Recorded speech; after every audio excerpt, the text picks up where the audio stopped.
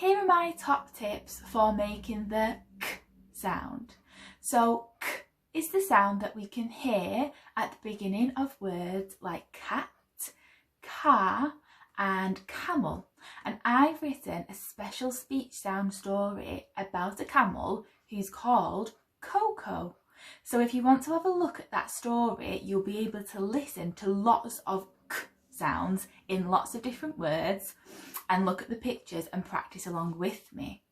So you can find that story on either my YouTube channel, my Facebook page or my Twitter page at The Little Speech Bubble, and hopefully you'll be able to find it. But if you're stuck, just send me a message and I'll be able to point you in the right direction.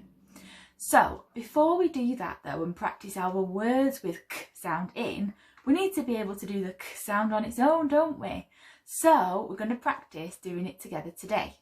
So the top tips that we need to remember when we're making the k sound is that we move our tongue up at the back of our mouth, and that's how we make the sound. So we don't move our tongue at the front, we keep it nice and still at the front and only move it up at the back.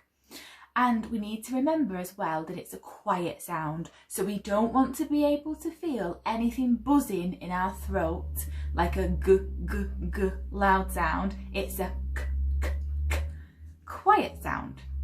So to make it a little bit easier, I've got my friend Kev the Croc here, and he's going to show us with his mouth how to make it. So if we open our mouth wide, so Kev will do it, I'll do it. Can you try? Okay, and when we're doing our k sound, it's good to keep our mouth wide open so we can easily move our tongue in the right place. So can you see that Kev has got the front of his tongue here, and I'll show you mine, and he's got the back of his tongue right far back at the back of his mouth, and here's mine, right back there, that's the back of my tongue.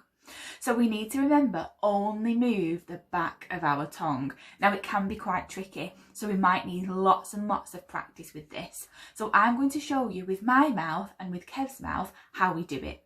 So we're going to keep our tongue still at the front, keep it down at the bottom of your teeth.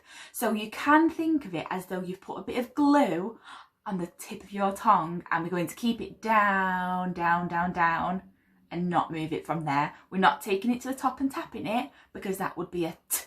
We're going to keep it down and only move the back like this. So can you see that?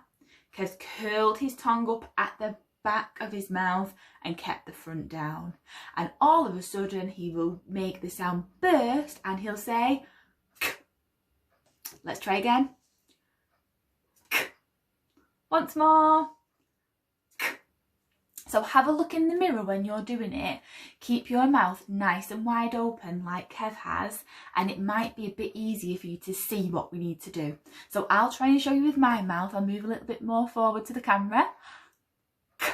So can you see my mouth? The tongue's keeping down at the front behind my teeth, up at the back. It's really tricky for you to see on the camera, so hopefully if you record yourself or look in the mirror at yourself and watch yourself doing it, you can try your best to keep your tongue down. But sometimes it is really, really tricky, and our tongue might just move on its own and we think we've got it right and our tongue just moves at the front. So if that keeps happening, not to worry. We need to make sure our hands are nice and clean. So if you need to pause the video so you can go to the sink and wash your hands, then now's a good time to pause it.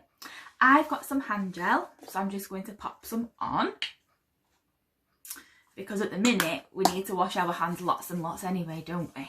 So the word sink has got a k at the end of the word.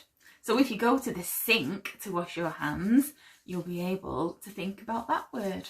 Right, let me rub it in. And then we need to make sure our hands are clean, because for this trick, we're going to hold our tongue down at the front to make sure it keeps nice and still. Okay, so I'll show you with Kev and I'll show you with me. So first of all, make sure your hands are nice and clean, and we're going to open our mouth wide and gently take our finger and place it on the tip of our tongue. So mouth open wide, get your finger and place it on the tip of your tongue like this.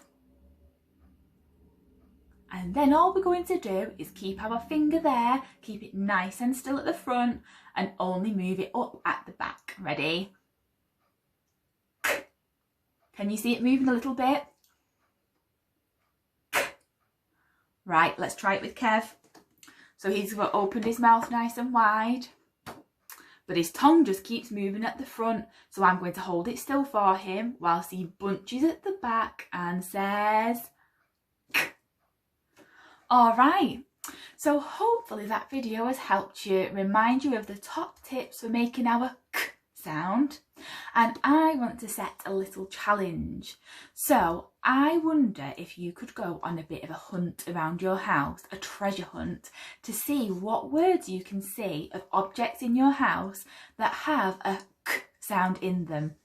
So we've already said one in the video, sink. It's got the k at the end, and you could maybe look and see if you can go in your kitchen, because that's got a k sound, and see what else around your house has got the k sound.